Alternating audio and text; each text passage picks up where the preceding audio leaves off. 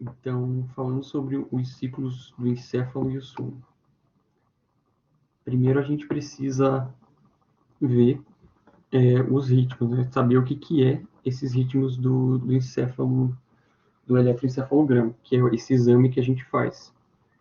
Ele vai medir a voltagem gerada pelas correntes lá do córtex. Então, o tempo inteiro, nosso córtex ele está trabalhando, estão acontecendo conexões lá, e isso vai ser refletido nesse exame que é feito no eletro, através de ondas. Então, é basicamente o mesmo princípio de um eletrocardiograma. A diferença é que, ao invés de ele refletir a corrente elétrica lá do coração, ele vai refletir a corrente elétrica do córtex. E quais vão ser os tipos de onda que a gente vai ter, principalmente no EEG? A gente vai ter 4 tipos de onda. Desculpa que ficou desconfigurado aqui, mas dá para enxergar direitinho os 4 tipos, que é a beta, a alfa, teta e a delta. O que a gente precisa saber de importante é correlacionar a frequência delas com como vai estar o estado do córtex durante aquela onda. Então, quando a gente está com o córtex ativado, que é quando a gente está acordado, que é o que se chama de vigília, quando o córtex está trabalhando, a gente vai ter ondas beta, que são essas ondas de frequência alta. Então, elas possuem esse aspecto aqui, das ondas próximas, e uma amplitude baixa, ou seja, elas são curtas de altura. Conforme vai diminuindo a frequência, significa que o córtex está menos ativado. Então, aqui a gente tem essas ondas alfa, que também são de vigília, mas que é quando o córtex não está sendo tanto usado. A gente vai ter a teta, que é menor frequência ainda, e daí a gente aqui já começa a entrar no sono. Primeiro o sono leve e depois o sono profundo, que é a onda delta. Daí a gente vai ter amplitudes bem grandes e a frequência baixa. Uma coisa importante também de saber é que quando a gente está dormindo, a gente pode ter sonho ou não. Quando a gente está sem sonhos, a gente vai ter essas ondas aqui, que são do sono mesmo, essas ondas de baixa frequência, mas quando a gente está sonhando, o nosso córtex está trabalhando, como se a gente tivesse acordado. Então, ele está gerando bastante corrente elétrica. Então, a gente começa a apresentar aqui essas ondas de alta frequência, que é como se a gente tivesse acordado. Uma coisa boba que eu usava para guardar a ordem disso é batida. Tipo, isso não significa nada, mas me ajudava a guardar a ordem de BATD. Começando por alta frequência aqui, B, depois A, o T e o D. Então, talvez ajude vocês a guardar o batida. Agora, como que vai acontecer a geração desses ritmos? Cada neurônio está disparando uma corrente elétrica, mas quando a gente faz o eletroencefalograma, ele não vai estar refletindo a corrente elétrica que está passando em um neurônio. Ele vai meio que fazer um conjunto de todas aquelas correntes que estão passando ali pelo encéfalo, e vai ter meio que uma resultante, né? Igual quando a gente vê com vetores, que tem vários vetores, vai ter uma somatória, e isso vai ser refletido. Então, esses ritmos, eles começam a ser refletidos ali no encéfalo porque esses neurônios eles estão disparando de forma rítmica. E como que acontece essa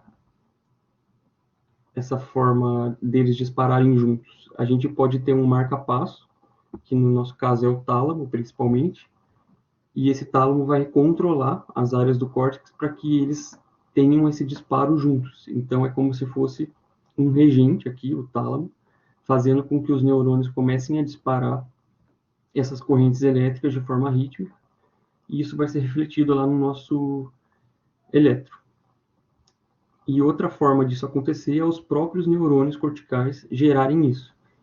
E isso acontece através da comunicação entre eles. Então, é como se, através das correntes ali que eles estão fazendo, eles vão se comunicando uns com os outros e eles começam a disparar juntos as correntes elétricas para que eles entrem em um ritmo.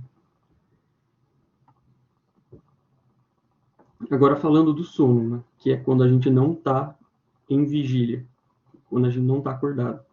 Ele é definido, né, pelo Baer como um estado facilmente reversível de reduzida interação com o ambiente. Então, basicamente, o que é o sono? É quando a gente está acordado, a gente está recebendo várias aferências do ambiente, a gente está recebendo vários estímulos, e esses estímulos estão fazendo com que o nosso córtex esteja ali trabalhando. Quando a gente está no sono, é quando a gente está sem essas aferências. Isso significa que o nosso córtex não está trabalhando? Não. Antigamente se acreditava nisso, né? Que se eu desligasse todas as conexões ali do córtex, a pessoa ia dormir. Hoje se sabe que não é assim. O sono ele é um processo ativo. Então o córtex está trabalhando, o nosso corpo ele trabalha para gerar essa fase de sono. E são funções bem complexas que estão acontecendo ali no nosso organismo para fazer todo esse processo de passado, o momento que a gente está com essas interações com o ambiente, e a gente começar a diminuir essas interações até a gente chegar no estado do sono. Por que é facilmente reversível? É isso que diferencia, por exemplo, o sono de um coma.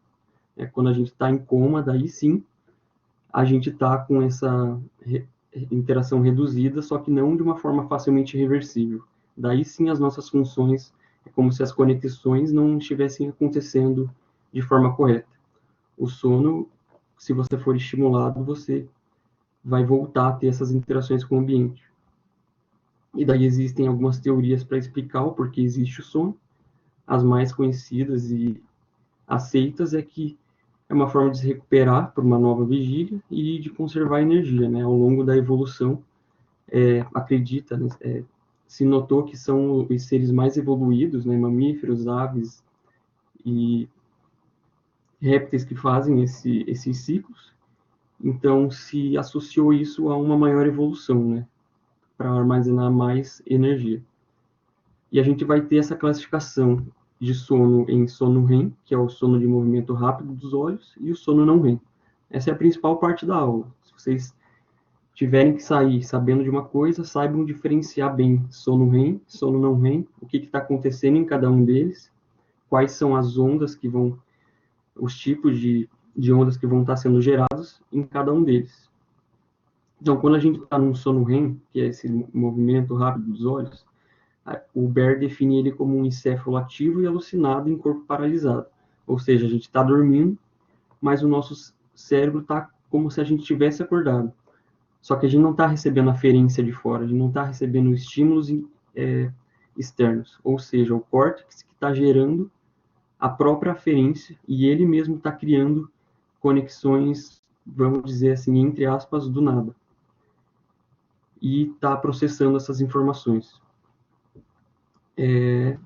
Como a gente está sem esses estímulos verdadeiros, né? Tipo, que a gente está vendo, que a gente está escutando, o cérebro ele tenta criar e dar significado a isso, mas geralmente acaba saindo uma coisa sem sentido. Então, por isso que ele diz que é um encefalativo mais alucinado, que geralmente os sonhos sempre vêm acompanhados de coisas meio bizarras. E é justamente nessa fase que a gente vai ter os sonhos. Sonho não é sinônimo de sono REM. Você pode ter um sono REM sem ter sonhos, mas se você tiver sonhos, vai acontecer no sono REM. E é importante saber aqui que o simpático prevalece. Então, o sistema nervoso simpático é que vai estar trabalhando mais enquanto a gente está nesse estado mais ativo do sono. Em contrapartida, a gente vai ter o sono não REM, que é aquele período de repouso mesmo, que o encéfalo não vai gerar nada muito complexo, vai estar ali com as conexões bem diminuídas, com aqueles ritmos, com aquelas ondas lentas de frequência baixa. E daí a gente vai ter o parasimpático prevalecendo aqui. O sono não REM ele vai ser dividido em quatro estágios: N1, N2, N3 e N4. E basicamente é o N1 um sono mais leve, o N4 um sono mais profundo. Então aqui o N1 é essa vigília relaxada, ou seja, a gente ainda está acordado, mas a gente está sonolento. Essa fase de transição, a gente está ali quase dormindo, mas se alguém falar com a gente ainda está respondendo. Ele vai durar poucos segundos e a gente ainda vai ter um pouco de movimentos oculares, que vão ser lentos. Quando a gente entra no N2, que daí vai ser um estágio um pouco mais profundo, as ondas elas começam a ficar com uma frequência mais baixa e vai ter uma duração maior aqui desse estágio, que vai ser de 5 a 15 minutos, e aqui os movimentos oculares eles vão cessar totalmente. Então a gente já está num sono bem mais profundo do que esse aqui. O N3 é o início dos ritmos delta, e a gente vai ter um pouco de movimento corporal e ocular. O estágio N4 é o mais profundo, e quando a gente tem aqueles ritmos de mais baixa frequência possíveis. Como que vai funcionar os estágios, a ordem de cada um deles quando a gente começa a dormir? Então, 75% vai ser de sono não REM, que é quando a gente está mais num sono mais profundo, e 25% é o sono REM, que é aquele sono que a gente está com o córtex mais ativado, e é quando a gente vai ter sonhos. A gente começa no estágio 1, que é aquela vigília meio sonolenta, depois passa para o estágio 2, estágio 3, estágio 4. Quando a gente chega no estágio 4, a gente vai voltar para o 2 e daí do 2 passar para o sono REM. Então lembra que vai ter todo o ciclo do sono não REM, e para ir para o sono REM a gente volta para o 2 primeiro. Do sono 2 passa para o sono REM, e daí aqui a gente tem o fim de um ciclo. Esse ciclo vai durar aproximadamente 90 minutos, e daí a gente começa a repetir ele ao longo da noite. Daí a quantidade de ciclos que a gente vai ter vai ser de acordo com a quantidade de horas que a gente dormir na noite. Daí do sono REM, a gente passa para o 2 de novo, que volta para o 4, que volta para o REM. O estágio 1 a gente vai voltar só antes de acordar mesmo. Então é só no início e no final. Esse gráfico aqui, que é meio difícil de entender, porque ele é meio confuso, mas a gente segue aqui esse contorno dessas pirâmides aqui, que vai formar essa imagem azul. Então a gente segue aqui, começou com a vigília, quando a gente está acordado, passa para o estágio 1, que daí vai para o estágio 2, 3, 4, voltou para o 2, do 2 aqui foi para o REM. Do que a gente precisa guardar aqui desse gráfico? É perceber que no início da noite a gente tem mais sono não REM, e ao longo do sono, o sono REM ele vai ficando cada vez maior. Então a quantidade a duração do sono REM ele vai ficando maior. Então, quanto mais você dorme, mais sono REM você tem. É por isso que vem daí essa questão da importância de dormir bem, né? Porque quanto mais sono REM você tem, melhor vai ser esses processos ativos do encéfalo que ocorrem durante o sono REM. E sabe-se também que é durante o sono REM que vai acontecer o processo de consolidação de memória, que é quando a gente faz aquelas sinapses ficarem mais fortes, para a gente guardar a informação. Então, quanto mais sono REM você tem, mais você absorve as coisas, mais você guarda informações.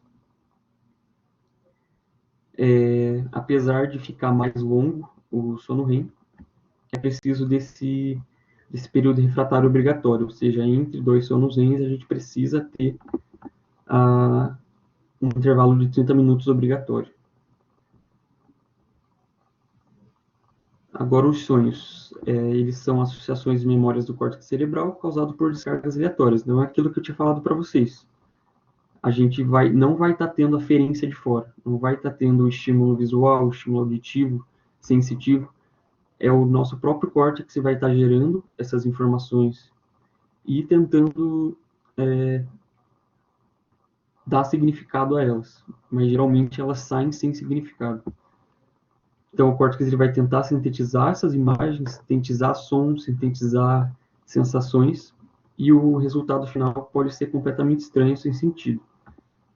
Como eu tinha dito, o sono REM é importante para a construção da memória, que acaba se relacionando um pouco com essa questão dos sonhos, que é quando a gente tem essas informações sendo trabalhadas no nosso cérebro. Mecanismos neurais do sono. Então, lembra que eu tinha dito que para a gente passar da vigília para o sono e fazer todo esse ciclo, é um processo ativo, o nosso corpo vai estar trabalhando de forma complexa, e daí vão entrar aqueles sistemas que a gente tinha visto na última aula, lá dos sistemas difusos, de blocos cerúleos, núcleos da RAF, que controlam de forma difusa o sistema nervoso central. Então, a gente vai ter aqueles dois sistemas que juntos formam o SAR, que é o sistema ativador ascendente, né? Como o próprio nome diz, ele é um sistema ativador, então ele vai deixar a gente ativo, ele vai estar trabalhando para deixar a gente na vigília, para que a gente não durma. E ele é formado pelo núcleo cerúleus, que vai liberar noradrenalina, pelo núcleo da RAF, que vai liberar serotonina. Eles vão disparar principalmente durante a vigília para acentuar esse estado acordado. Eu lembro que caiu essas coisas na minha prova, tipo, quais eram os hormônios que estavam em maior concentração enquanto a gente estava dormindo, ou os que estavam em maior concentração quando a gente estava acordado. Daí é fazer essa associação com esses sistemas difusos. Vai ter mais nora e serotonina quando a gente está acordado, por causa desse sistema ativador. E a acetilcolina vai estar presente no sono REM, porque aqueles neurônios que liberam acetilcolina vão estar fazendo o córtex trabalhar, só que durante o sono. Então, é isso que causa esse sono REM, a gente está dormindo e está com o córtex ativado. E a gente vai ter, em contrapartida, sistemas que vão induzir o sono. Então, vão fazer o contrário daquele sistema ativador. Eles vão diminuir a taxa de disparo desses núcleos modulatórios, então vão como se eles estivessem bloqueando, e eles que vão ser responsáveis pela geração do ritmo delta, que é aquele ritmo de baixa frequência quando a gente está em sono profundo. A gente vai ter algumas substâncias que vão fazer isso, peptídeo muramil, interleucina 1, são menos importantes assim de saber. Peptídeo muramil, existem teorias que falam que são bactérias do intestino que produzem, mas não é nada muito certo, então acho que eles não cobram isso. Interleucina 1, que é produzida pelo sistema imunológico, está relacionado com defesa imunológica e acaba também induzindo sono. E a melatonina, que é a mais importante, assim, relacionada ao sono das substâncias, que ela vai ser secretada pela pineal e ela é liberada no escuro e inibida com a luz. Então, ela gera sono na gente por causa disso. Quando está escuro, a gente começa a liberar essa melatonina e ela começa a induzir sono na gente. E daí, ciclos circadianos, que é isso que eu tinha falado para vocês, né? Os animais evoluídos, eles trabalham com ciclos, ou seja, são esses ciclos de claro e escuro. A maioria das espécies, elas têm uma função diária e outra função noturna. Então, isso vai variar, não é toda espécie que está mais ativa durante o dia, igual a gente, e mais sonolenta durante a noite, mas sempre vai ter essa variação. E vai ter a oscilação dos dados vitais conforme o ritmo que a gente tiver. Então, a temperatura vai mudar, o fluxo sanguíneo, os níveis hormonais, as taxas metabólicas. E isso é bastante complexo, né? Tipo, não tem como entrar muito a fundo disso, mas o nosso corpo, ele muda conforme a gente está dormindo ou acordado.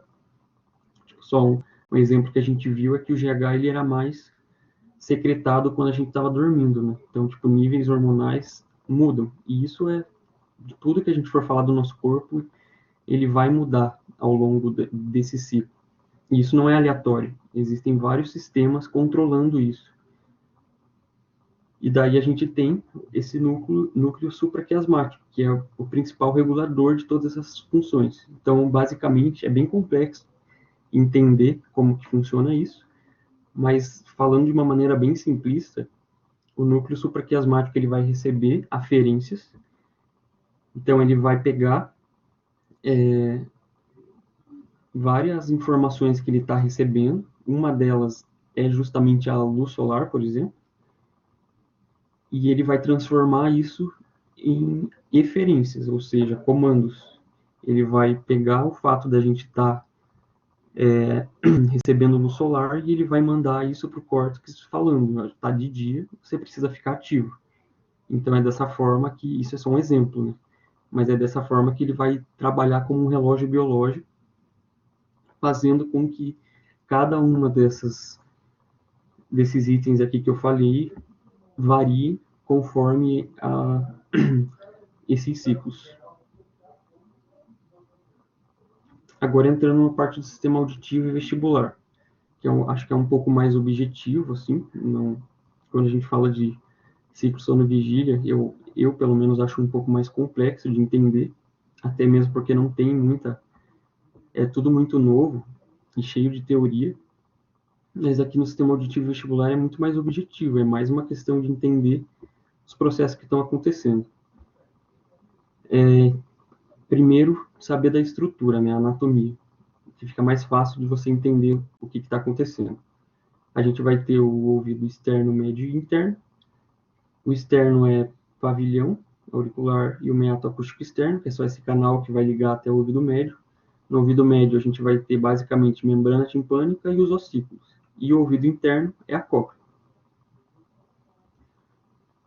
Como que vai funcionar? A partir dessa aula e até o final, a gente vai estudar os sistemas sensitivos que a gente tem. Então, o sistema visual, o sistema auditivo, o sistema olfatório, o sistema somático, que é das sensações do corpo.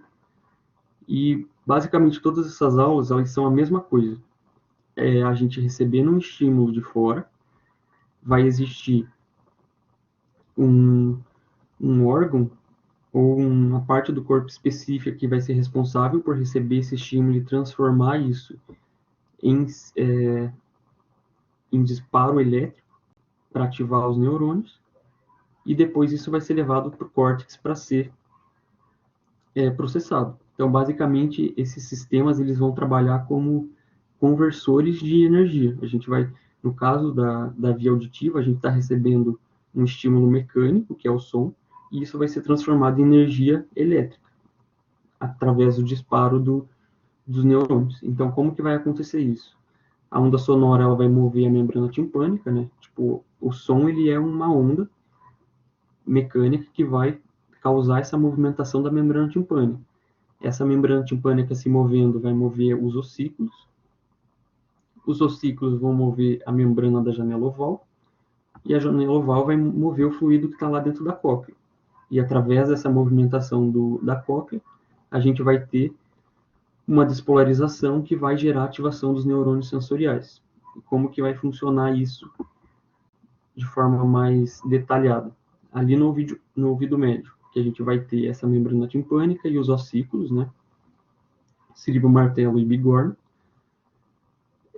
A gente vai ter essa variação de pressão, então causada pelas ondas mecânicas. Isso vai mover a membrana timpânica aqui, e isso vai ser passado para os ossículos.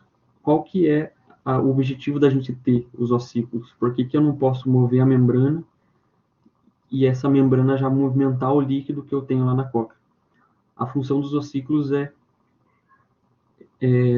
intensificar a resposta. Por que isso acontece? Porque a onda sonora ela atinge aqui através de pressão. E a gente lembra que no cursinho a gente via que pressão é medido pela força dividido pela área. Ou seja, quanto maior força, eu tenho maior pressão, e quanto menor a área, maior a pressão. Então, se eu estiver empurrando uma coisa contra a minha mão, que seja de uma superfície grande, eu vou estar fazendo uma pressão pequena.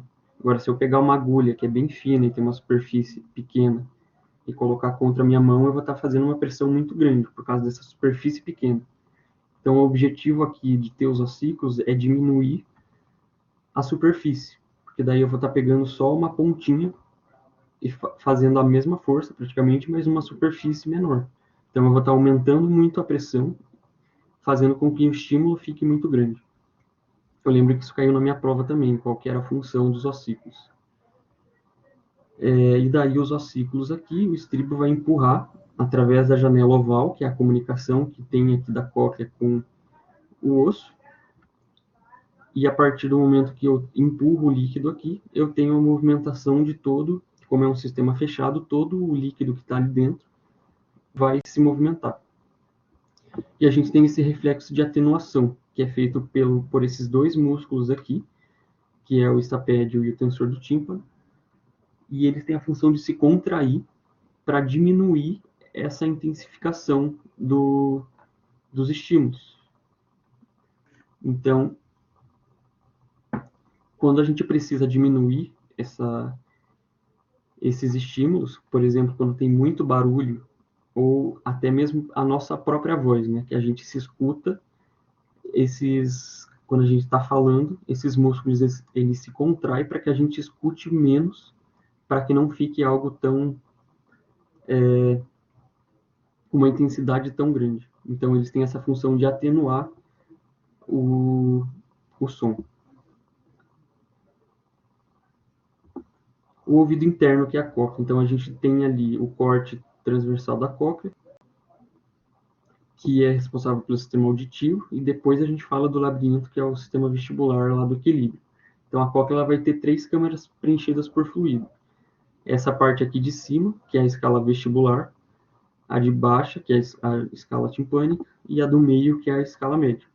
Cada uma dessas escalas vão estar preenchidas por um líquido. A vestibular e a timpânica é perilinfo, a do meio endolinfo. Então lembra que endo é algo que está mais para dentro, é a média. E a perilinfa, peri, é o que está mais em volta. Então a vestibular e a timpânica, que são essas mais da extremidade. Lembra que eu falei que quando os ossículos empurrarem ali pela membrana oval, por aquele orifício, os líquidos vão se movimentar. Então tudo aqui dentro vai se movimentar. E dentro aqui dessa escala média, a gente vai ter esse órgão de Corti, ou órgão de Corti. E é através dessa estrutura que está aqui que a gente vai ter todo esse processo de transdução de sinal, ou seja, o estímulo mecânico, a movimentação que está passando ali, sendo transformado em estímulo elétrico. Então, como que acontece? Aqui é um esquema só para mostrar como se a cóclea tivesse aberta. Aqui a gente teve o ossículo empurrando o líquido, esse líquido ele começa a se movimentar aqui. Quando ele começa a se movimentar, ele faz com que a membrana basal, que é aquela membrana que está na escala média, ela se movimente. E daí o que vai acontecer aqui? Aqui está a membrana basilar, e ela está repleta de células ciliares, que são essas células receptoras auditivas. Elas ainda não são neurônios, mas elas vão passar o estímulo para um neurônio. Então, quando eu tenho a movimentação do líquido ali, a membrana basilar vai se movimentar, fazendo com que os cílios dessas células ciliares se movimentem, e essa movimentação do cílio começa a fazer com que a membrana tectorial se mova, e esse movimento de vai e vem, ele começa a gerar uma despolarização e uma hiperpolarização. E a cada movimento desses, eu tenho um processo ali acontecendo dentro das células que vai gerar essa transdução do sinal. Desculpa que o Black desconfigura os slides aqui, mas o que importa mais é a imagem para vocês entenderem. Então, quando a membrana basilar ela se movimenta para cima, eu tenho esses cílios indo para essa direção aqui, causando a despolarização. Quando a membrana basilar ela volta para baixo, eu tenho a hiperpolarização. E daí é só saber que vai ter essa inversão entre despolarização e hiperpolarização. Então, esse movimento de ida e volta vai causar isso. Quando eu tenho um movimento de ida, vai entrar potássio aqui dentro das células, causando a despolarização. Lembra que quando a gente via a despolarização de outros neurônios normais lá do córtex, a despolarização acontecia por entrada de sólido. Mas aqui acontece por entrada de potássio, porque esses líquidos que estão aqui nessas células, eles são em concentração diferente dos neurônios normais. Então, tem entrada de potássio, vai acontecer despolarização. A despolarização faz com que o cálcio entre dentro da célula. Lembra que quando a gente tem cálcio, as vesículas contendo neurônio, neurotransmissor, começam a ser liberadas. Daí, essa liberação do neurotransmissor faz com que a gente ative o neurônio. E daí a gente vai ter várias células ativando vários neurônios, vários axônios aqui.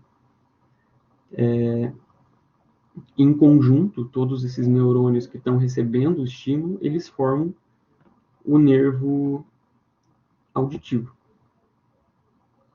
que é o par 8. Então a gente vai ter ali, chamado de nervo coclear também, porque ele é dividido em dois, né? A parte auditiva e a parte vestibular. Eles saem juntos ali do ouvido em direção ao córtex. Mas é o nervo 8 que vai receber esse estímulo a partir da movimentação dos cílios, que gerou a despolarização, e ele vai ter um caminho até o córtex, né? O meu objetivo é chegar no córtex. Lembra que eu tinha falado das aulas que a gente vai ter? Sistema auditivo, sistema visual, sistema olfatório. Todos esses sistemas, eles saem da periferia e eles vão para o córtex. E eles vão ter um caminho. E a principal coisa dessas aulas que a gente vai ter é tentar entender como que ocorre a transdução, ou seja, a transformação do sinal externo em sinal elétrico, e como que vai ser o caminho desse órgão lá na periferia até o córtex auditivo primário. Eu lembro que a minha prova basicamente era composta por isso. Então, vai cair por onde que vai passar o caminho até o córtex auditivo primário. Esse nervo coclear, que é o oitavo par craniano, ele vai ir para o bulbo, porque lembra que é lá no bulbo, né, no tronco encefálico, que a gente vai ter os núcleos desses nervos cranianos. Então, ele vai sair lá da cóclea e vai para o bulbo, que é onde a gente vai ter o núcleo desse nervo coclear, ou dá para chamar também do oitavo par, que é o vestíbulo coclear. E a gente vai ter dois núcleos, o posterior e o anterior. Ele vai inervar tanto o posterior quanto o anterior. Acho que são chamados de ventral e dorsal também. O posterior vai seguir um caminho, o anterior ele vai pelo mesmo caminho, mas ele vai passar antes pela oliva superior, também ali no bulbo. Então, o do anterior sai para a oliva superior, que é no bulbo também, e depois disso ele segue junto com o que saiu lá do núcleo coclear posterior. Eles vão para o mesencéfalo, que é onde a gente tem o colículo inferior, e do mesencéfalo eles vão para o tálamo. Lembra que o tálamo é a estrutura, porta de entrada para o córtex. Então, tudo que vai para o córtex passa antes por um núcleo do tálamo. Qual que vai ser o núcleo inervado por essas vias auditivas? O núcleo geniculado medial. Aqui é importante fazer a correlação com visual também, porque eles meio que são opostos, auditivo e visual, em relação a esses núcleos.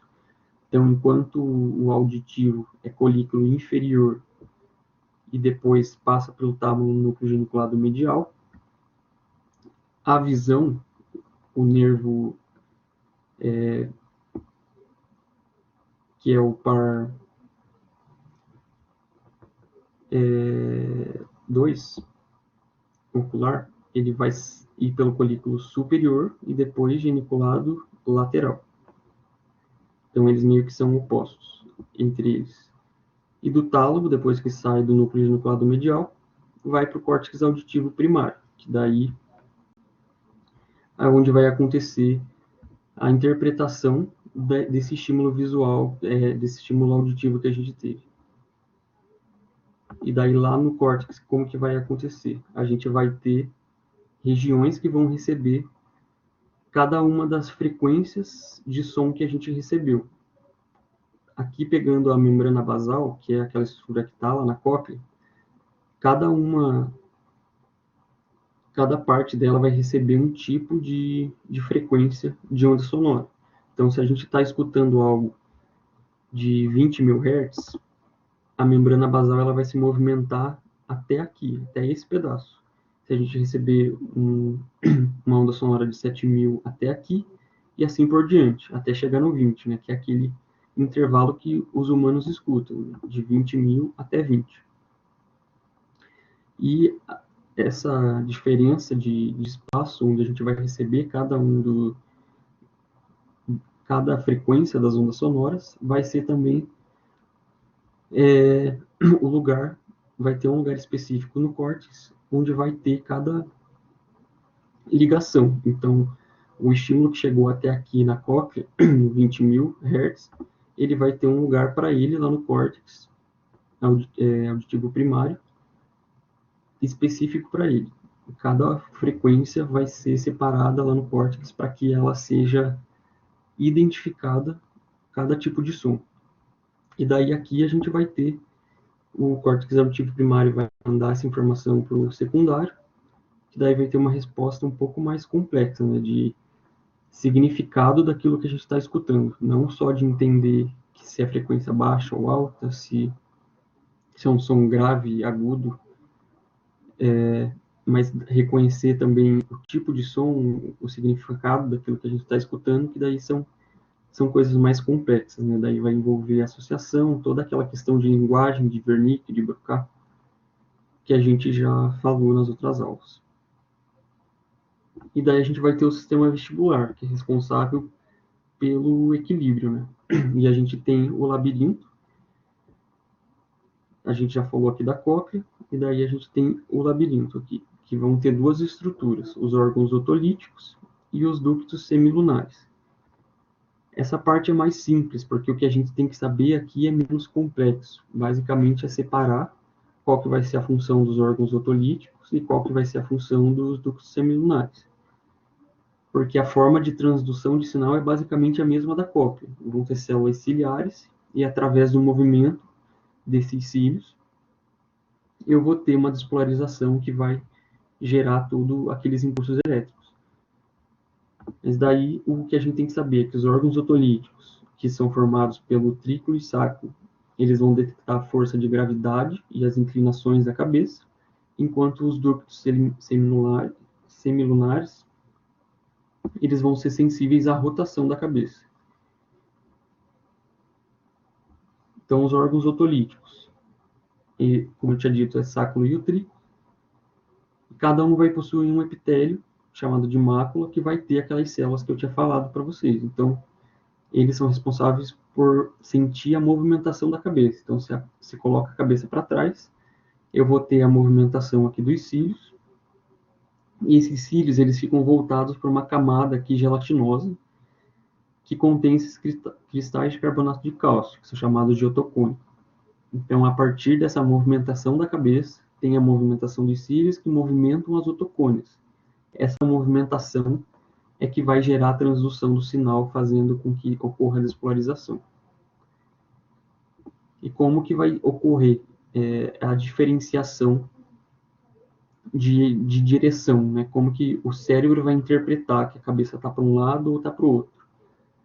O trículo, ele vai ter uma mácula com células aqui na horizontal, então o sentido da despolarização vai ser horizontal, enquanto que a mácula do sacro, ela vai ter um sentido de despolarização vertical.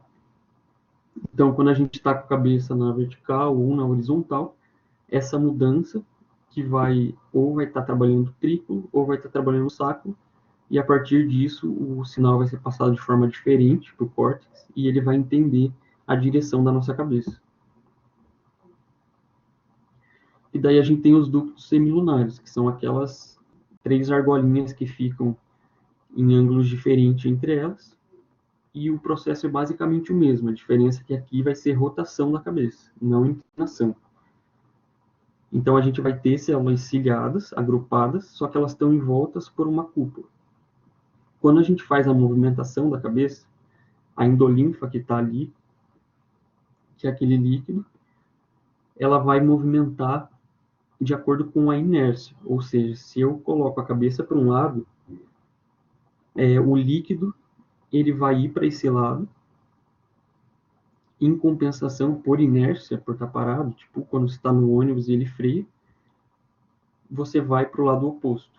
Então, essa estrutura aqui, ela vai para o lado oposto a movimentação da sua cabeça. E através dessa movimentação, que a gente tem os cílios ali, vai gerar despolarização. Daí, esse processo de despolarização é o mesmo do que eu tinha falado lá na COP, que é através da abertura dos canais de potássio, que vai fazer cálcio entrar e passar essa informação para os nervos. E daí aqui é um pouco mais complexo as ligações, né? Tipo as vias vestibulares centrais. porque essas informações de rotação e de movimentação da cabeça, que estão envolvidas no nosso...